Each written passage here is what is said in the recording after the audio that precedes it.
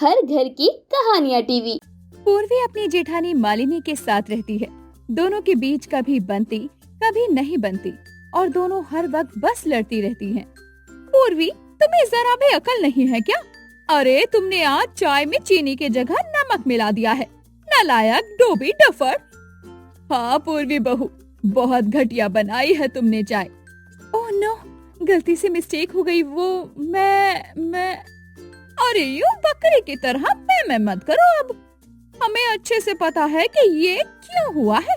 अरे जब तुम कानों में हेडफोन पहनकर नाचते मटकते हुए रसोई का कुछ बनाओगी तो यही होगा ना बेवकूफ। माफ कीजिए मुझे, लेकिन मालिनी भाभी, आपको भी ज्यादा ही अच्छाई की मूरत बनने की जरूरत नहीं है, क्योंकि हम सब जानते हैं कि आप किस खेत की मूली हो। मैं तो सारे काम करके बिगाड़ती हूँ, पर गलती से। लेकिन आप तो कुछ काम भी नहीं करती हैं, बस महारानियों की तरह ऑर्डर करती रहती हो। अरे ज्यादा मुंह मत चलाओ पूर्वी, वरना मुझसे बुरा कोई नहीं होगा, समझी तुम?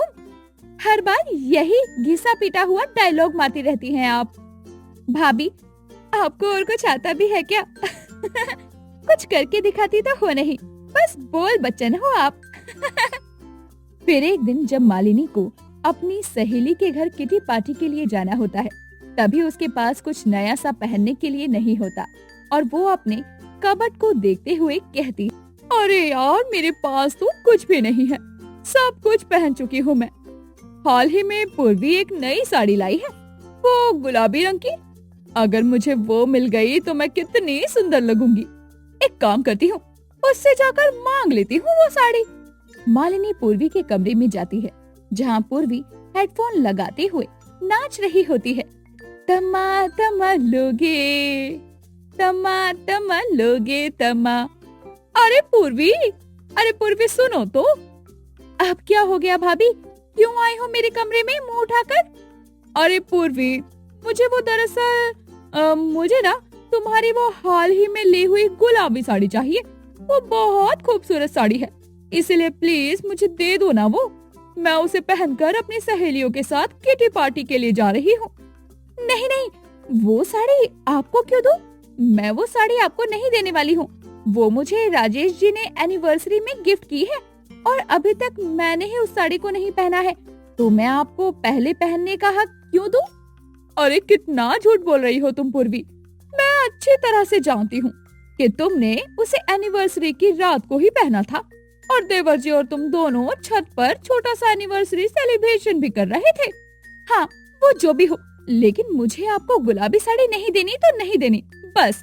अब आप जाओ यहाँ से, मुझे अपनी डांस प्रैक्टिस करनी है। ठीक है। मालिनी गुस्से से वहाँ से चली जाती है। बहुत कंजूस है ये पूर्वी चुड़ैल, लेकिन इसे नहीं पता है कि अगर ये कंजूस है तो मैं इसकी जेठानी, यानी कि मैं कितनी बड़ी मक्खी चूस हूँ। अब थोड़े दिनों के बाद इसके भाई की शादी है, तब ये मुझसे मेरा बड़ा मेकअप सेट मांगने जरूर आएगी, तब मैं इसे दिखाऊंगी अपना जलवा। थोड़े दिनों के बाद जब पूर्वी के भाई की शादी होती है, तभी आज भैया की शादी है और पहनकर जाने के लिए लहंगा और बाकी सब रेडी है, लेकिन पार्लर जाकर मेकअप करवाने से अच्छा है मैं मालिनी भाभी का मेकअप ही यूज कर लेती हूँ। लेकिन क्या वो मुझे अपना मेकअप देंगी? एक बार पूछकर देखती हूँ। पूर्वी मालिनी के पास जाती है। अरे जाओ जाओ, मैं नहीं देने वाली तुम्हें कुछ। उस दिन जब मैं तुमसे साड़ी मांगने के लिए आई थी, तब तुमने दी थी क्या मुझे साड़ी? आई बड़ी। जाओ यहाँ से। लेकिन भाभी वो साड़ी। अरे मैंने कहा ना, मेरे कमरे से बाहर निकलो। मैंने अभी अभी सफाई की है अपने कमरे की और मुझे तुम जैसे गंदगी मेरे कमरे में नहीं चाहिए, इसलिए निकलो मेरे कमरे से बाहर। चलो चलो। मैं कोई गंदगी नहीं हूँ, समझिए आप। गंदगी तो आपकी सड़ी हुई बूढ़ी आँखों में है। शक्ल देखी है आपने अपनी? अरे बुढ़ा रही हो आप दिन ब दिन। बड़ा गुरूर है ना आपको अपने मेकअप के सामान पर। रखो उसे अपने पास ही और लगाते रहो उसे। आपको तो रोज लगता होगा ना मेकअप, अपनी झुर्रियों को और बूढ़ी त्वचा को छुपाने के लिए। पूर्वी, हद में रहकर बात करो, समझी? वरना मैं भूल जाऊंगी कि तुम मेरी देवरानी हो।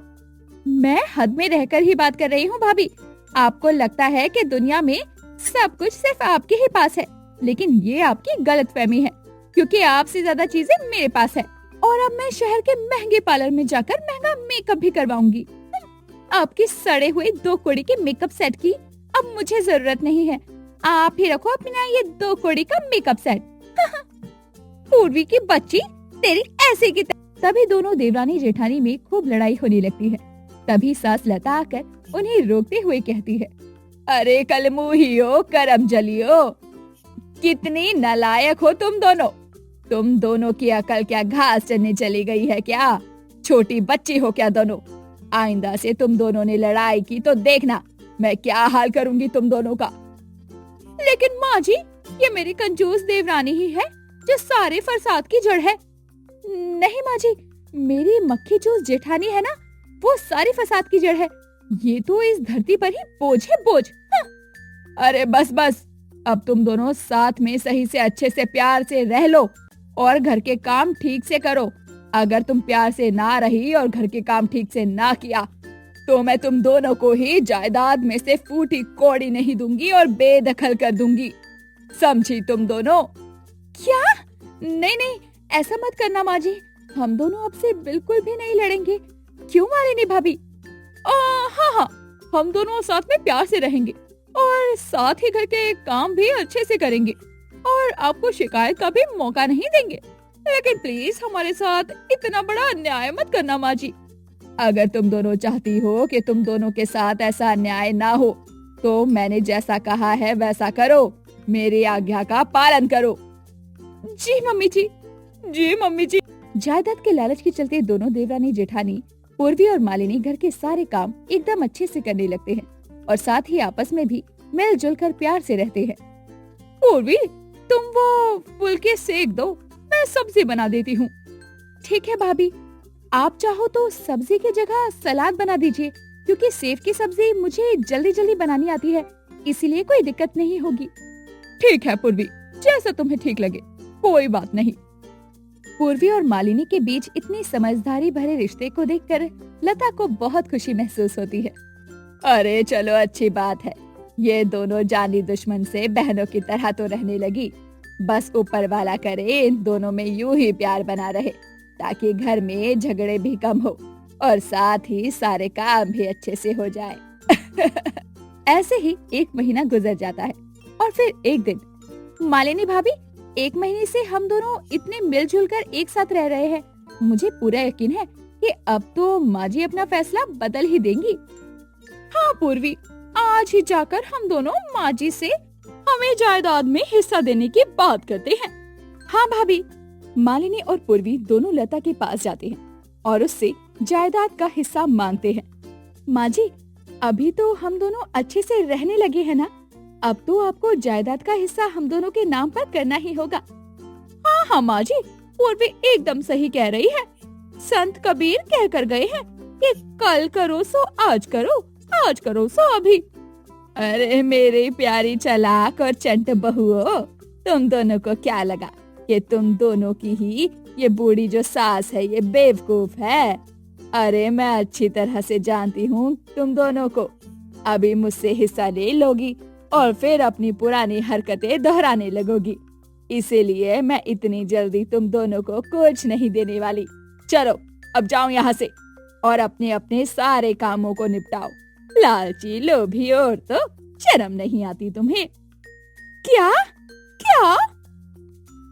अरे 1 महीने की मेहनत गई पानी में। अब हम क्या करेंगे मालिनी भाभी?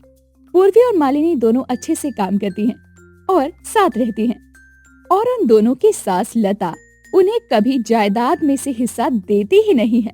लेकिन सास की इसी चाल से दोनों आपस में झगड़ा छोड़कर अच्छी बहुओं की तरह घर को संभालने लगती हैं और अपने परिवार को जोड़कर रखना बखूबी सीख जाती हैं।